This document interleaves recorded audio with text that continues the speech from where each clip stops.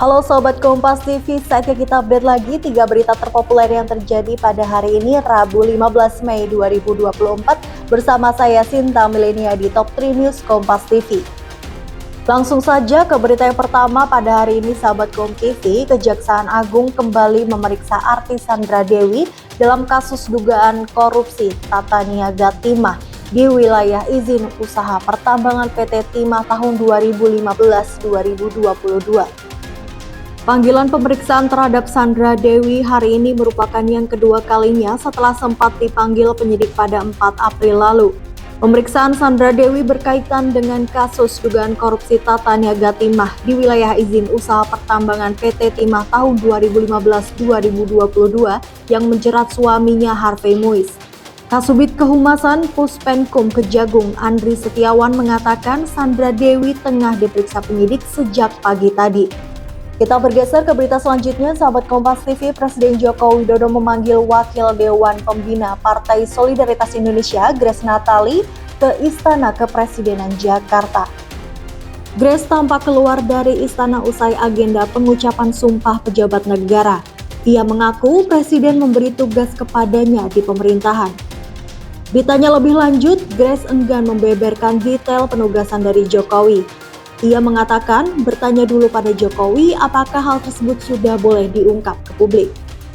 Ada pertemuan aja dengan Pak Presiden. Pertemuan dengan Pak Presiden. Bahas apa? Bahasnya ya ada deh yang dibahas. Soal politik aja. Soal ada penugasan dari beliau. Wah, Ya. khusus ya Mbak? Atau gimana? Ya, Mbak Grace aja? Nanti deh kalau udah bisa di-share. Saya izin dulu. Tapi ketemunya berdua aja Mbak tadi atau ada teman-teman PSI lain atau dengan siapa gitu? Enggak, tadi saya ada Pak Presiden, juga ada Pak Mensesnek. Kita ke berita terakhir pada hari ini, Sahabat Kompas TV, Dewan tegas menolak revisi Undang-Undang Penyiaran yang dinilai ancam keamanan pers di Indonesia.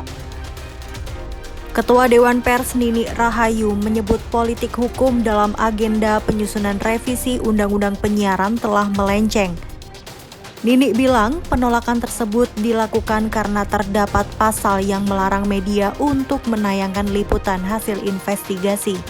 Selain itu, Nini menyampaikan penolakan dilakukan karena RUU Penyiaran ini mengambil kewenangan Dewan Pers dalam penyelesaian sengketa pers. Penyiaran media investigatif itu adalah satu modalitas kuat dalam karya jurnalistik profesional. Nah, yang kedua adalah soal penyelesaian sengketa jurnalistik. Di dalam RUU ini dituangkan penyelesaian itu justru akan dilakukan oleh lembaga yang sebetulnya tidak punya mandat penyelesaian etik terhadap karya jurnalistik. Mandat penyelesaian karya jurnalistik itu ada di Dewan Pers dan itu dituangkan dalam undang-undang. Oleh karena itu penolakan ini didasarkan juga bahwa ketika menyusun peraturan perundang-undangan perlu dilakukan proses harmonisasi agar antara satu undang-undang dengan yang lain tidak tumpang tindih. Baiklah Sahabat Kompas TV, itu dia tadi 3 berita terpopuler yang terjadi pada hari ini. Jangan lupa untuk like, komen, dan share video ini, dan jangan lupa untuk klik tombol subscribe pada channel Kompas TV untuk update berita lainnya. Saya Sinta Milenia pamit undur diri dan sampai jumpa.